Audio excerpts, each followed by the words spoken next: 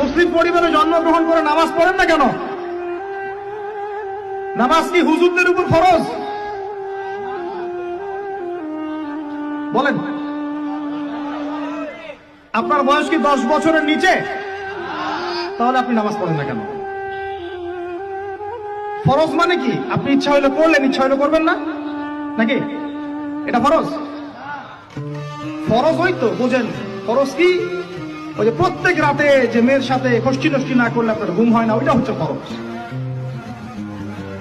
স্কুলে কলেজে গিয়ে মেয়েদের সাথে অ্যাফেয়ার্স করা, ডেটিং করা, এই পাবজি খেলা, আমাদের সবার উপর এখন ইউটিউবিং, ফেসবুকিং ফরজ। ফরজ বুঝেন, এইভাবে বুঝেন, এগুলো হচ্ছে ফরজ আপনার উপরে। তো সালাত, হাইয়া আলা সালাত প্রত্যেক দিন আপনার কানে যায়, কেন সালাতে আসেন না? হাইয়া আলাল ফালাহ আপনার আমার কানে যায়, কেন সালাতে আসেন না? কখন সালাতে আসবেন? ছোট ভাইরা কখন সালাতে আসবেন? যখন আপনার বয়স হবে 50, ওই সময় এসে প্রথম কাতারের চেয়ার নিয়ে দৌড়াদৌড়ি করবেন।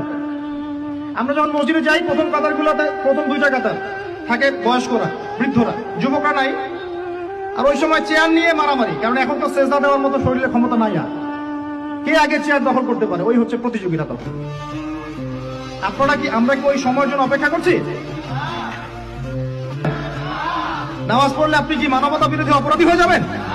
এই ফাইজলামি মার্কে কথাবার্তা যারা বলবে, সমাজ থেকে বয়কট করে দিবেন। সামাজিক প্রতিবাদ